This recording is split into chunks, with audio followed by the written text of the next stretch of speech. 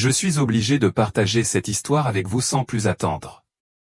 Ce n'est pas pour la célébrité ou la reconnaissance, mais parce que je ressens une urgence pressante, comme si le temps lui-même me glissait entre les doigts. J'ai vécu quelque chose qui a changé ma vie pour toujours, je suis morte. À ce moment-là, Jésus m'a révélé une vérité si profonde qu'elle détient la clé pour éteindre l'incendie qui ravage l'Arizona.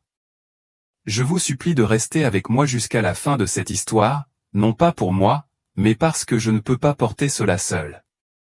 J'ai besoin de vous, de vos prières et de la force collective de tous ceux qui entendent cela. Avant de plonger dans le vif du sujet, permettez-moi de vous demander, êtes-vous et votre famille à l'abri des incendies? Êtes-vous loin du danger?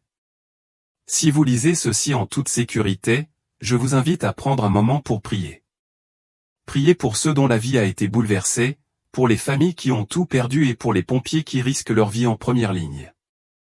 Ensemble, par la foi et l'action, nous pouvons créer une vague d'espoir et de sens.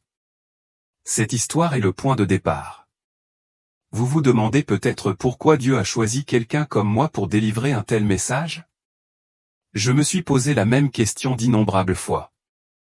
C'est peut-être à cause de qui je suis, un pompier, bien qu'à présent à la retraite. Je m'appelle David, bien que beaucoup me connaissent sous le surnom de Blaze. J'ai 63 ans et ma vie a été profondément liée au feu, à la fois comme force de destruction et comme appel à servir. Blaze était un nom que mes coéquipiers m'ont donné, un insigne d'honneur qui portait le poids des années passées à marcher au cœur du danger. La lutte contre les incendies a défini ma jeunesse, une époque où courir dans des brasiers ardents était aussi naturel pour moi que de respirer. Mais la retraite a tout changé. Le chaos des flammes a cédé la place au calme de la vie dans ma maison tranquille de l'Arizona. Aujourd'hui, mes journées sont remplies de chants d'oiseaux et de bruissements de feuilles, un contraste frappant avec les incendies rugissants de mon passé. Dans le calme, je me retrouve souvent à réfléchir à ces batailles ardentes. Il y a un étrange mélange de peur et de foi quand on se tient devant un mur de flammes, incertain de s'en sortir vivant. Chaque fois, j'ai prié. Non pas par peur, mais parce que je savais que Dieu était ma force, mon bouclier. Je ne peux pas exprimer pleinement cette sensation, mais il y avait toujours une présence invisible, une protection divine qui stabilisait mes mains et guidait mes pas. Maintenant, l'âge m'a rattrapé. Ma santé n'est plus ce qu'elle était, et même des tâches simples me rappellent mes limites. Il y a des jours où mon corps me fait mal à cause du prix de ma bravoure passée, et des nuits où le silence me semble trop bruyant. Pourtant, malgré tout cela, ma femme, Laura, a été mon soutien indéfectible. Elle m'a soutenu à chaque défi, à chaque changement, son amour étant une source constante de réconfort.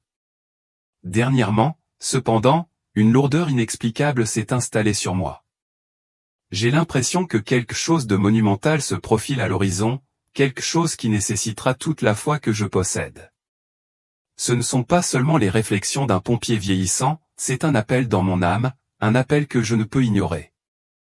La nouvelle année 2025 est arrivée avec un mélange d'espoir et de célébration pour la plupart, mais pour moi, elle a apporté une bataille à laquelle je ne m'attendais pas. Une forte fièvre m'a mis à terre, me laissant alité et épuisé. La maladie a sapé mes forces et je me suis demandé si je m'en remettrais un jour. Alors que je me battais pour recouvrer la santé, un incendie de forêt a éclaté le 7 janvier, engloutissant la forêt nationale de Tonto et se propageant avec une férocité terrifiante. Ma femme et moi avons été évacués de notre maison, cherchant refuge dans un abri. Pour la première fois, je me suis retrouvé complètement impuissant, incapable de contribuer aux efforts de lutte contre l'incendie.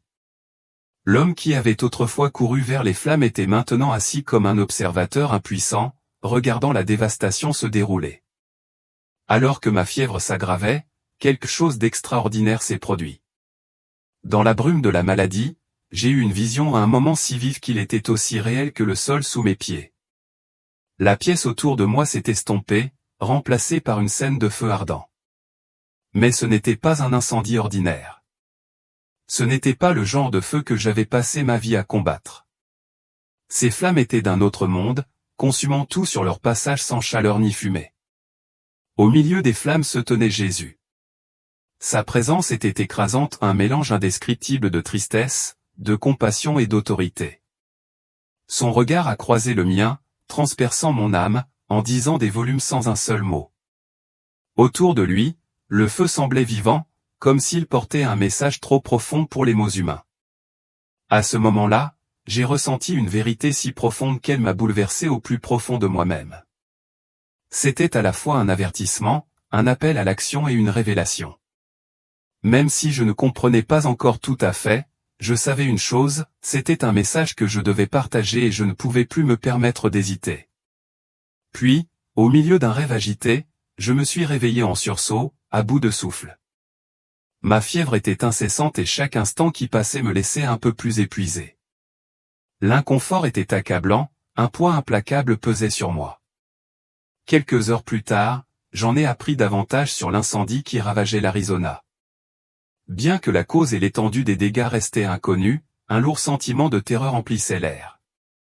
Tout le monde autour de nous semblait le ressentir aussi, ce n'était pas un incendie ordinaire. C'était une catastrophe avec un potentiel de destruction inimaginable. Laura, ma femme, m'a regardé avec une profonde inquiétude gravée sur son visage. Je ne pouvais pas faire grand-chose d'autre que de lui tenir la main et de prier Dieu en silence, comme je l'avais fait tout au long de ma vie. « S'il te plaît, Seigneur, protège-nous », murmurai-je, même si je n'avais aucune idée de ce que je pouvais faire pour aider à ce moment-là. Mon corps tout entier me trahissait. La fièvre montait en flèche, sapant mes forces et me laissant sans défense. Chaque muscle me faisait mal comme si la maladie me consumait de l'intérieur. Le sommeil n'offrait aucun répit, j'avais l'impression que ma vie même me filait entre les doigts à chaque respiration difficile. 1 heure plus tard, mon corps lâcha complètement. Une violente crise me submergea et je me sentis perdre le contrôle. J'étais consciente que Laura m'appelait par mon nom, sa voix emplie de panique, mais elle semblait lointaine, comme un écho s'évanouissant dans le silence. Puis, soudain, tout s'arrêta. Une sensation de froid m'envahit, comme rien de ce que j'avais connu auparavant. C'était comme si mon âme avait été séparée de mon corps. Je ne ressentais plus de douleur, d'épuisement ou de sensations physiques qui m'avaient tourmenté quelques instants auparavant. Mais la paix ne vint pas non plus, seulement un détachement profond et troublant. En baissant les yeux, j'ai vu mon corps étendu, immobile, sur le lit. Laura était à mes côtés, les larmes coulant sur son visage tandis qu'elle suppliait les médecins de me sauver. La scène semblait surréaliste, comme si j'étais simplement un observateur, observant depuis un plan d'existence inconnu. Une vague de malaise m'a submergé. Bien que je me reconnaisse, je me sentais complètement déconnecté, comme si je n'étais plus attaché à ce monde. Je ne pouvais cependant pas m'attarder longtemps sur cette pensée, car quelque chose de puissant et d'implacable commençait à m'éloigner. La sensation était indescriptible, une force au-delà du temps et de l'espace, m'emportant à travers un vide immense et sans limite. Ce n'était ni l'obscurité ni la lumière, mais quelque chose d'entièrement au-delà de la compréhension. Le voyage semblait éternel, mais aussi instantané. Lorsque le mouvement cessa, je me retrouvai devant une porte monumentale. Elle ne ressemblait à aucune porte que j'avais vue auparavant. C'était une porte de feu, ses flammes d'un rouge intense et brillant, brûlant d'une force qui semblait vivante. Pourtant, étrangement, le feu ne me consumait ni ne me faisait de mal. Ce feu n'était pas de ce monde, c'était un feu qui parlait à l'âme, pas au corps. Debout là, je me sentais figé, incapable de bouger, mais rempli du sentiment d'être au seuil de quelque chose de bien plus grand que moi. La porte irradiait une lumière étrange, à la fois belle et menaçante. Ce n'était pas seulement une barrière physique mais une barrière spirituelle, comme si la franchir signifiait entrer dans une vérité que je n'étais pas prête à affronter. Qu'y avait-il au-delà? Pourquoi avais-je été amené ici? Le feu n'était pas seulement un feu, c'était un jugement.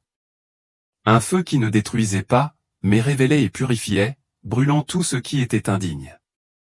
C'était le feu de la vérité, le feu qui met à nu l'âme.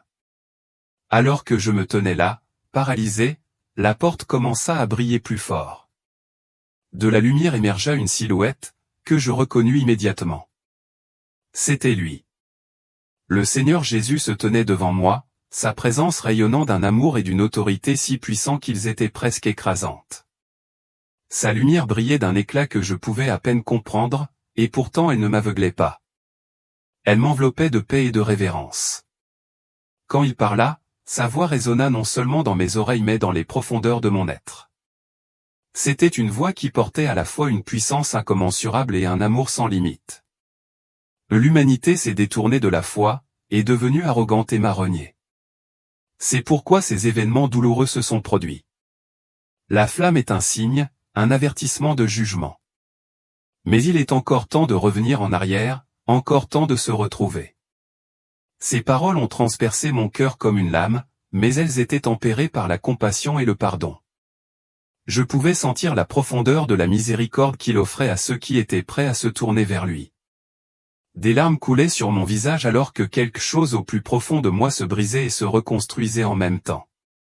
C'était comme si la pièce manquante du but de ma vie avait finalement été révélée.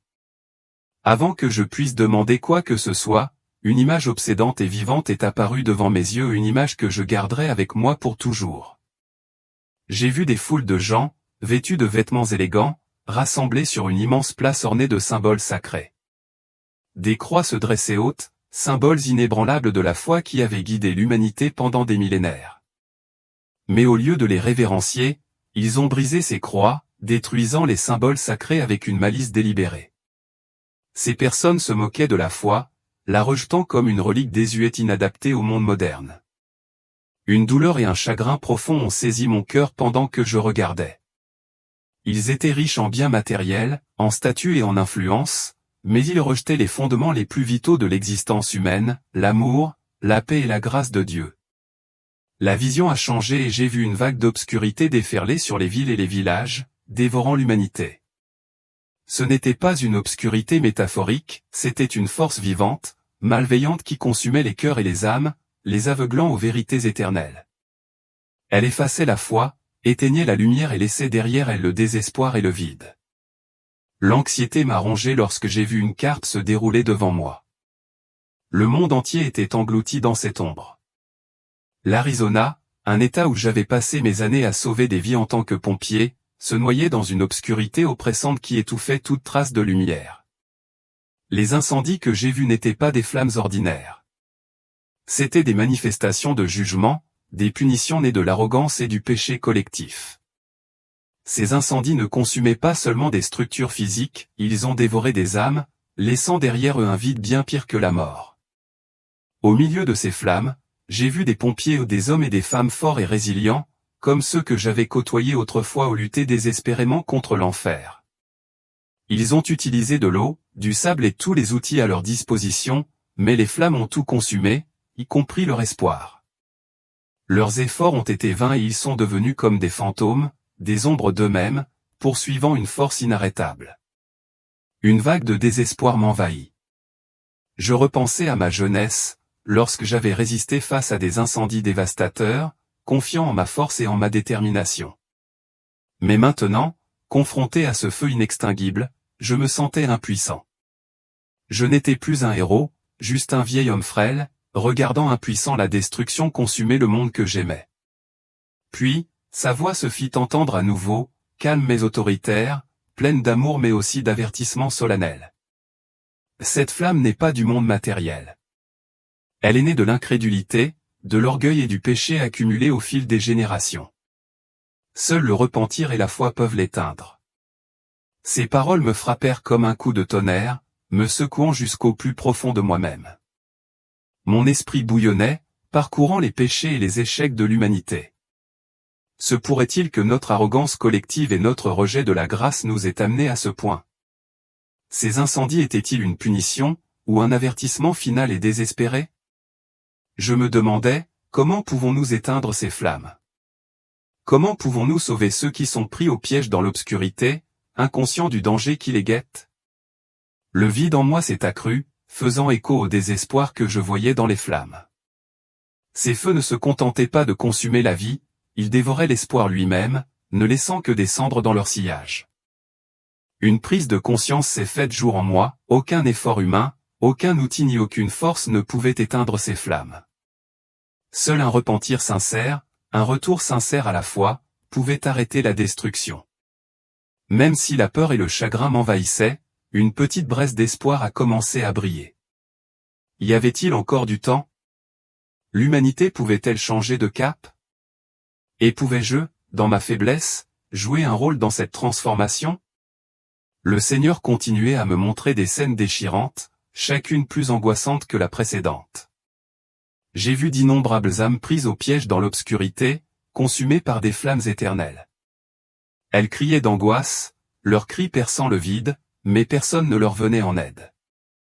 Ces âmes étaient perdues, submergées dans une mer de feu sans fin. Leurs visages étaient déformés par le désespoir, leurs yeux creux, emplis de peur et de regret. Leurs cris de pardon résonnaient dans l'obscurité, pour être engloutis par le vide dévorant. Je restais là, impuissante, témoin de leurs tourments. Leurs cris, leurs supplications, c'était une symphonie de chagrin qui transperçait mon âme. J'avais l'impression d'être au bord d'un abîme, scrutant une agonie sans fin. « Pourquoi cela arrive-t-il » demandai-je, la voix tremblante d'angoisse. Mais au fond de moi, je connaissais déjà la réponse. Ce n'était pas seulement leurs péchés, c'étaient les nôtres à tous. L'arrogance collective de l'humanité, son incrédulité et son rejet de Dieu nous avaient amenés à ce point. Les murmures étonnés du personnel médical étaient faibles comparés à la certitude grandissante dans mon cœur. J'étais morte, j'en étais sûre, mais maintenant j'étais vivante, renouvelée à la fois dans mon corps et dans mon esprit. Il n'y avait aucune explication scientifique à ce qui s'était passé. Ce n'était pas quelque chose que la médecine ou la logique pouvaient expliquer. C'était un miracle, une intervention divine, et cela comportait un objectif bien plus grand que ce que j'aurais pu imaginer. Alors que je m'asseyais dans ce lit d'hôpital, les souvenirs vifs de ce dont j'avais été témoin me revinrent en mémoire. Les flammes éternelles, les cris des âmes perdues et le regard compatissant mais triste du Seigneur, tout cela était aussi réel pour moi que les visages de ceux qui m'entouraient maintenant. Les larmes coulaient de mes yeux, non pas de tristesse, mais d'une profonde détermination. Dieu m'avait épargné, non seulement pour que je vive, mais pour que je sois témoin de ce que j'avais vu. Le message était clair, l'humanité était à la croisée des chemins, et le temps de choisir entre la lumière et l'obscurité s'écoulait rapidement. Les médecins et les infirmières commencèrent à poser des questions, leurs voix empreintes d'incrédulité et de crainte. « Que s'est-il passé ? Comment êtes-vous en vie » demandèrent-ils. Mais leurs paroles semblaient lointaines, comme des échos dans un vaste espace. J'ai fermé les yeux un instant, remerciant Dieu en silence pour cette seconde chance. Puis, avec un calme que je pouvais à peine comprendre, j'ai commencé à parler. « Ce n'est pas un miracle du corps, ai-je dit. C'est un miracle de l'âme. On m'a confié une mission et je dois l'accomplir. » Leur confusion était évidente, mais je n'avais pas besoin qu'ils comprennent pas encore. Ce message n'était pas pour eux seuls. Il était pour le monde. Je savais que la route qui m'attendait serait semée d'embûches. Le scepticisme, le ridicule et la résistance étaient inévitables. Pourtant, le poids de la mission qui m'avait été confiée était bien plus grand que toute peur ou tout doute. J'étais en vie pour une raison, partager la vérité, appeler les autres à la repentance et les guider vers la lumière de Dieu. En sortant de l'hôpital, j'ai ressenti une force en moi qui n'était pas la mienne. C'était une force née d'un objectif, d'un appel divin et d'espoir. Les flammes éternelles que j'avais vues n'étaient pas seulement un avertissement, elles étaient un appel à l'action. Et à chaque pas que je faisais, l'urgence de cet appel résonnait au plus profond de moi. C'était désormais ma mission, réveiller le cœur de ceux qui avaient encore une chance, partager le message du salut et de l'espoir, et rappeler à l'humanité que même face au désespoir, l'amour de Dieu est plus grand. Lorsque j'ai regardé par la fenêtre cette nuit-là, une force invisible a semblé me pousser en avant. J'ai eu l'impression que je n'avais pas seulement été ramené à la vie, mais aussi à l'action, à l'accomplissement de quelque chose qui dépasse la compréhension humaine. Je savais que je devais partager ce que j'avais vu, pour avertir les autres afin qu'ils ne tombent pas dans les mêmes ténèbres. Avec un mélange de détermination et d'appréhension, je me suis tourné vers ma femme, Abigail, celle qui avait toujours été ma source indéfectible de soutien. Je lui ai parlé de mon parcours, de ce dont j'avais été témoin et des paroles que le Seigneur m'avait adressées. Je pouvais voir l'inquiétude dans ses yeux, mais il y avait aussi une lueur de confiance et de patience. Quand j'ai terminé, elle n'a pas semblé surprise. C'était comme si elle avait senti depuis le début que ce n'était pas une coïncidence, mais une partie d'un plan plus vaste. Elle m'a pris la main, a hoché la tête et a dit doucement, « On t'a montré ce que peu de gens voient.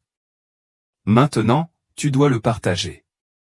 Nous ne pouvons pas rester les bras croisés, c'est ta vocation. » Ces paroles m'ont donné de la force, et le sens des responsabilités en moi s'est encore renforcé.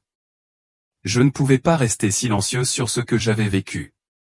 Je devais transmettre ce message à tout le monde, les avertir du choix vital qui les attendait. Dieu m'avait confié cette mission, et je ne pouvais pas m'en détourner. J'ai réalisé qu'on m'avait donné une chance que la plupart n'auraient jamais eue. J'avais vu le jugement, mais j'avais aussi entrevu l'espoir et le salut.